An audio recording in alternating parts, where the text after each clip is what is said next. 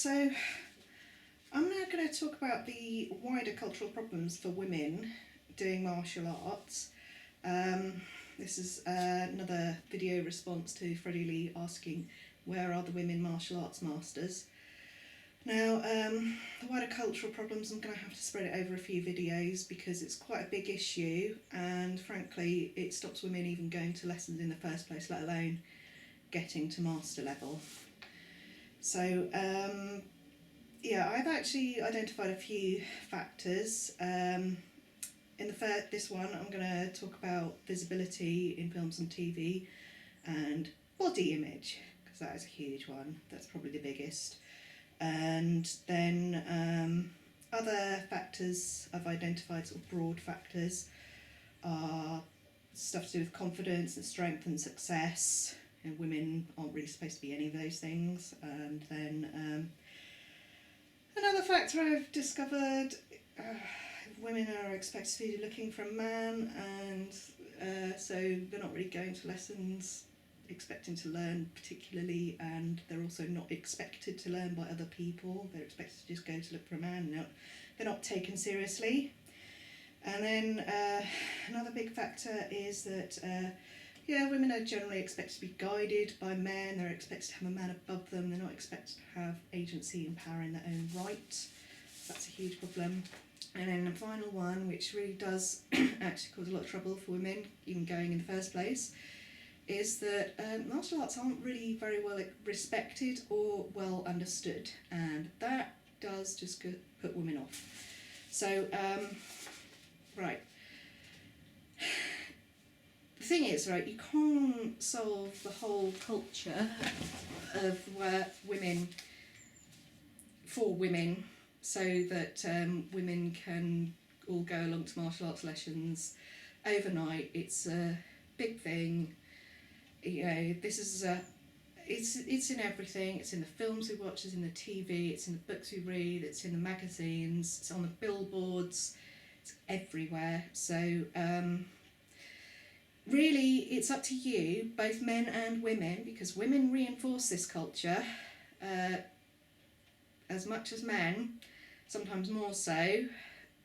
So you all need to think about the way that you look at women and how you're judging them, what you think is positive about them. Is that really good in terms of martial arts? What you think is negative about them, is that good in terms of martial arts? I mean generally as well, but for these purposes you need to think about how you're perceiving women in terms of how it affects their ability to do martial arts. Now, visibility in films and on TV is really important, and it is there in martial arts films.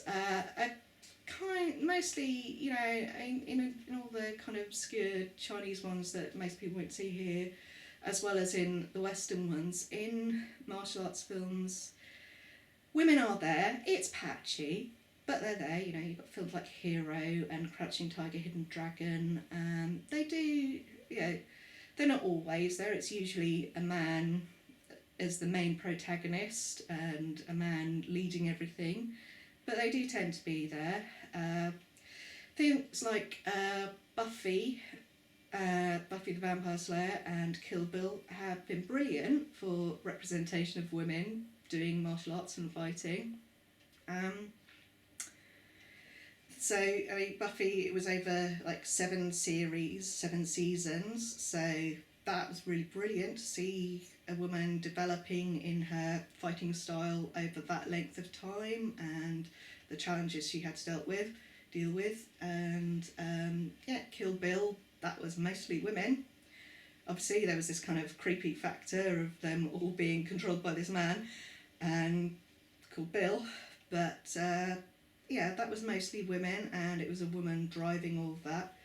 So that was pretty good, but it, like I said, it's patchy. I mean, I can't begin to tell you of my disappointment in seeing Lucy Liu in Shanghai Noon, having seen her in Kill Bill, because I thought she was brilliant in Kill Bill, and then in Shanghai Noon as Jackie Chan's love interest. No, she was just so useless, I felt. And And I do feel that's a bit of an issue in Jackie Chan films in particular. I love Jackie Chan films, but you don't see many women being represented as anything other than some pretty little thing. Or I can remember seeing a scene on YouTube where he spanks this woman. Oh, it's terrible. Anyway, so it is there. And to be honest, in martial arts films, they do tend to be better represented than in your average Western action film, like, starring people like Jason Statham and Steven Seagal. And they're also better represented than in those superhero films. Mostly it seems to fall on Scarlett Johansson.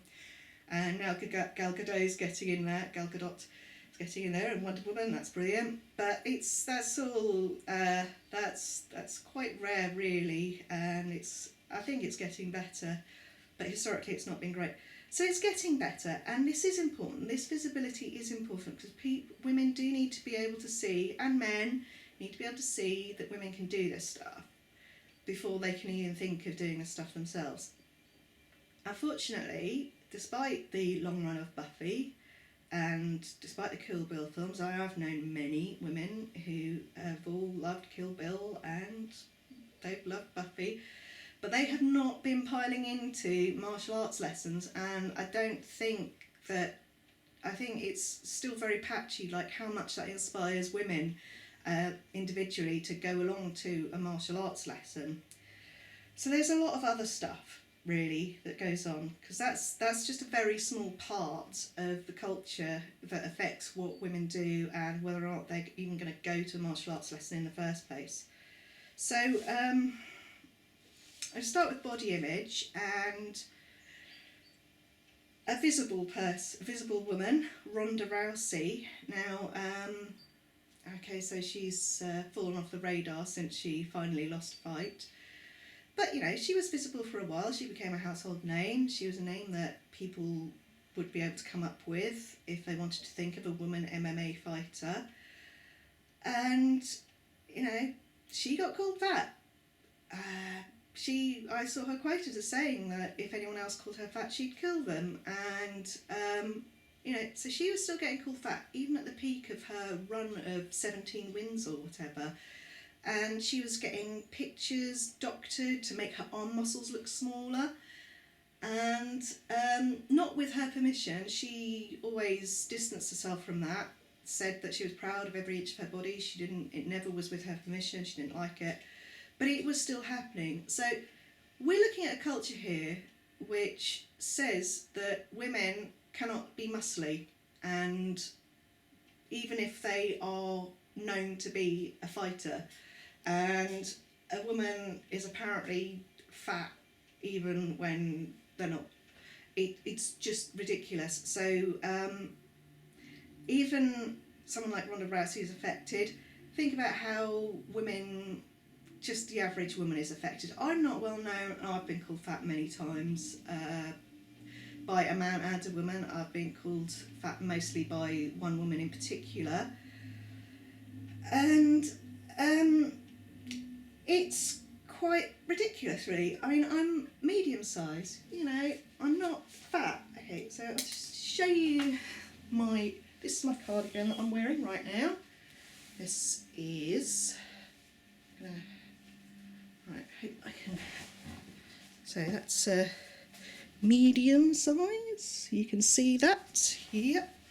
And then this top that I'm wearing, it's size 12. I'll just show you. So there, you see, size 12. You can see that that's a size 12. Now, as you can see, that's from People Tree. If you go and look on the People Tree website, you will see their size ranges from sizes they sell women's clothes in range from 8 to 16. So I'm bang in the middle. And you can see what sizes the hips, bust and waist measurements are for, for the various sizes. So you can see I'm not fat, okay? That's not me, but I've been called fat. And why is this? Now, I'm quite sure that a big part of that is that there's this belief that being called fat for a woman is the most appalling insult. And the idea was that I should, have a mental breakdown, disappear into a cave, delete everything I have ever done on social media and never be heard of again. Pretty sure that was at least part of it. But another part of it is it's the cultural conditioning. Women on TV and in magazines, models, on the billboards, on Instagram, you're bombarded with these images of what women are supposed to look like, and it seems that, and I watch TV. So I don't watch TV much, but sometimes when I do, I kind of look at or look in magazines. I kind of think, God, are you all right? Because I'll see some woman who has had cheekbones are protruding and her jawbones protruding because she's that thin, and I'm kind of thinking, how do you even get through a day of filming if you can't possibly be eating enough?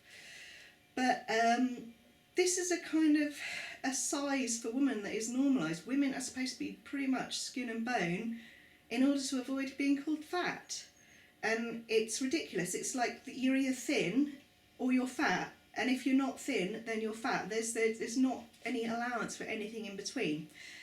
And it's ridiculous. And so women have to face that. The average woman doing martial arts is going to have to face that. I get it. Ronda Rousey I'm not well known. Ronda Rousey's well known. She gets it. She's got it.